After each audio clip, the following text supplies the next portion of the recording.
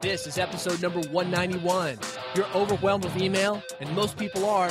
I've got the solution. This is how to really get inbox zero. That's coming up. This is the Red Podcast. How to take your idea and make a name for yourself within your industry and beyond. Spread your message. Attract a following. Rise above the noise. Here's your host, David Hooper.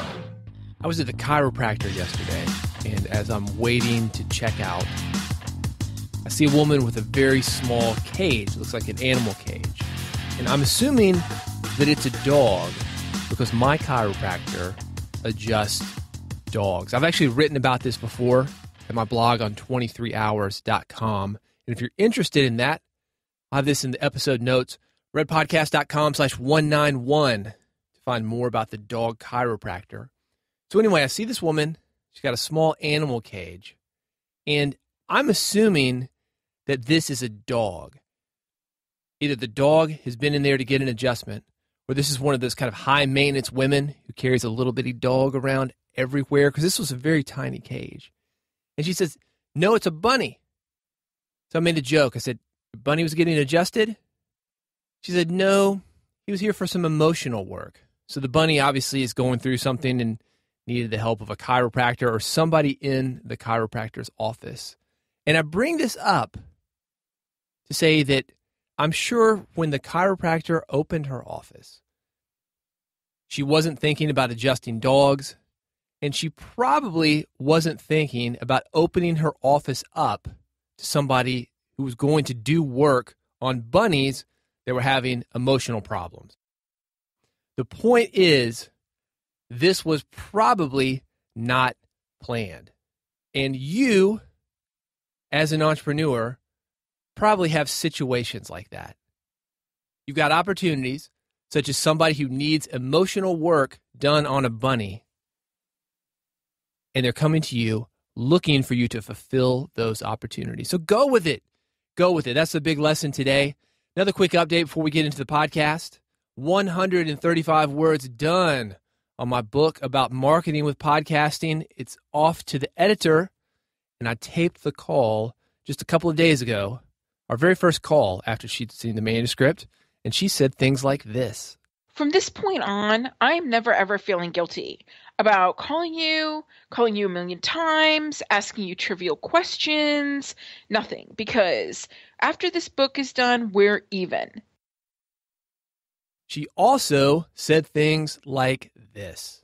The next time you work on a book, and I mean this seriously, because not only will it just speed up the process for you, but it'll also be easier for me, is that when you begin to work on a book, hire me then. Let me help you throughout the writing process rather than doing what you did this time, rather than what you did the first time, and you just unload all of the stuff and then it's just a big jumbled mess.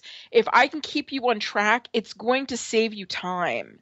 The initial call, 2.5 hours long. It was a tough call to get through. The manuscript needs a little bit of work. It's just a big jumbled mess. Needs to be organized just a bit.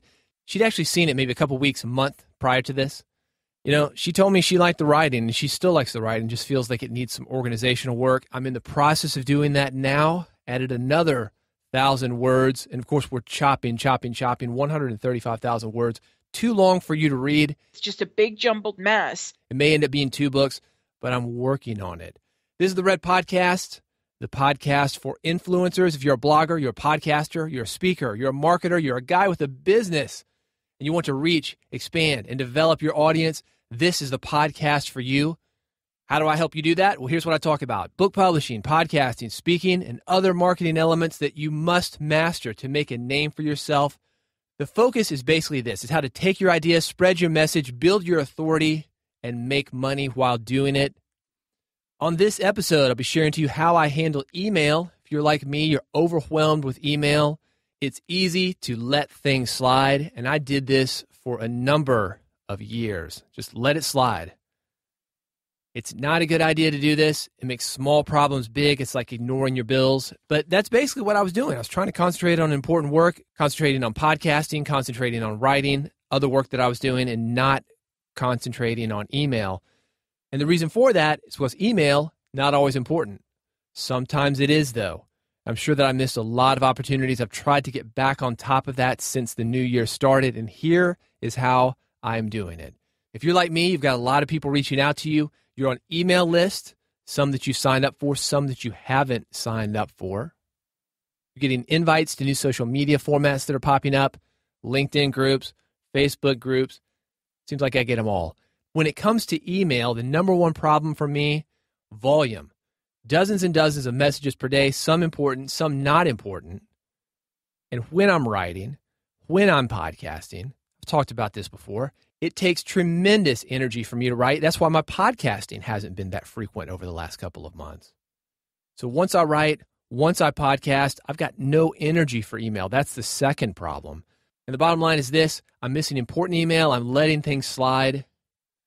One of the things that I've done and that I suggest that you do is encourage people to contact you via Twitter. You'll notice that at the end of every Red podcast, I say, contact me via Twitter. @David Hooper is my username. If you've got questions, you've got comments, you want to reach out to me, @David Hooper on Twitter is the best way to do that. And the reason, 140 characters. That forces people to get to the point, ask the question, and be done with it. I don't need your whole story.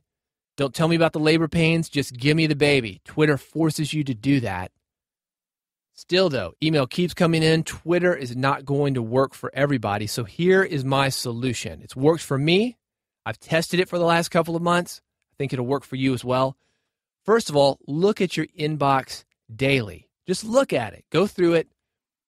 Look at the people who are sending you the emails. Look at the subjects. Find out which emails are important, which are not. You're going to select the emails that you don't need to read. You're going to delete them. If you've got some time, you can try to get off mailing list. I have not found this to be very effective.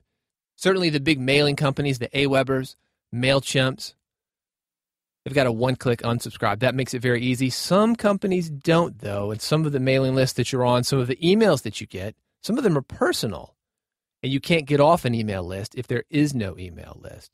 So you're going to go through your inbox, find out what is trash. You're going to delete it.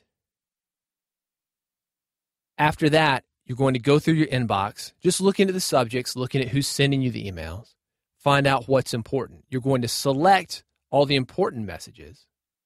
You're going to put them in a separate folder. Then you're going to go on about your business. You're not touching the email because email is not your business. Your business, managing people, doing a podcast if you have one, writing, building your blog, connecting with people who are paying you, not just anybody who wants to email you. And then twice weekly, and I do this on Tuesday and Friday. As a matter of fact, the name of my folder is the Tuesday Friday folder. You're going to go to that folder, for me, the Tuesday Friday folder, and you're going to go through it message by message using the Pomodoro technique. I've talked about the Pomodoro technique. You're basically setting a timer for 25 minutes. Go, go, go, go, go until the timer runs out.